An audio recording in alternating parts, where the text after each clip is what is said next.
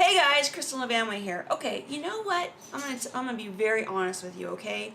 I have never had a buyer sit down with me and go over their wish list and say things like, you know, Kristin, what I'm really looking for is a home with a new roof. Or my dream is to have a home that's got an air conditioning system that's been serviced every 6 months. Or forget the pool, forget the resort backyard, forget my price range. What I really need in my house is all new GFCI outlets. I've never had that conversation, and I don't think I ever will. Why? Because that's not what buyers are looking for when they pick out a house. But what happens when you find your dream home and you do your inspection and you know there's some issues?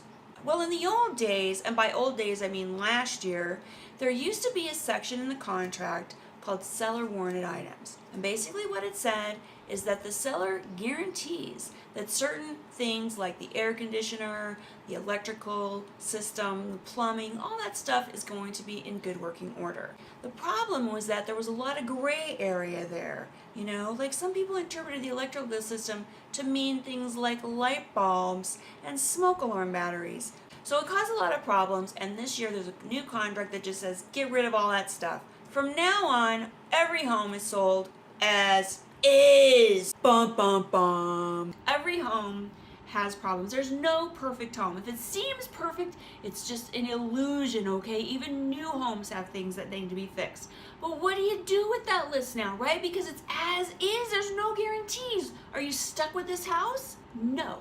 You're not. Everything is negotiable. Here it is in a nutshell. If you see anything wrong with the house, like a big deal thing with the house as you're walking through it, when you're first looking it over, make sure you put that in the contract. For example, if you know the roof is shot, put that in your offer that you want the seller to fix the roof. The seller, they're not making any warranties on this stuff, but they do have to disclose material defects, like stuff they know is broken or stuff that was repaired recently.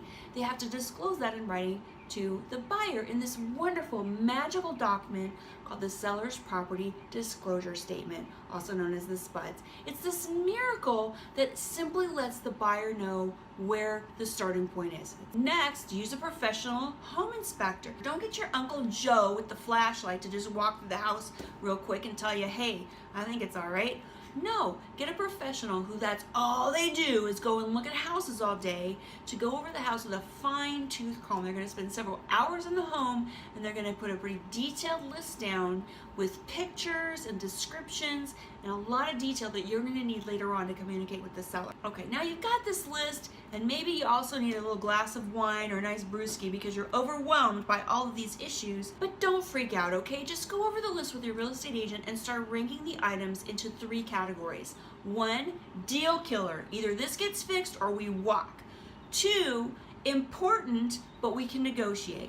You know, it would be great if you could fix this, but we could probably, work something out. And 3, stuff that's really not a big deal, like light bulbs. Next, you're going to work with your realtor to fill out the buyer's inspection notice and seller's response, a document almost as magical as the SPUDS. Now, when you fill this out, there's 3 options for you as the buyer. Number 1, you can say, I love this house just the way it is. Let's just do this. Number 2, I am not buying this house. There's no way, it's a train wreck, I'm walking. Or 3, you know, I like the house, but I really want these items to be resolved, and you give the seller a chance to do just that. You may be tempted as the buyer to rub your hands together and say, wow, look at this long list. I want a discount on this price. Wrong.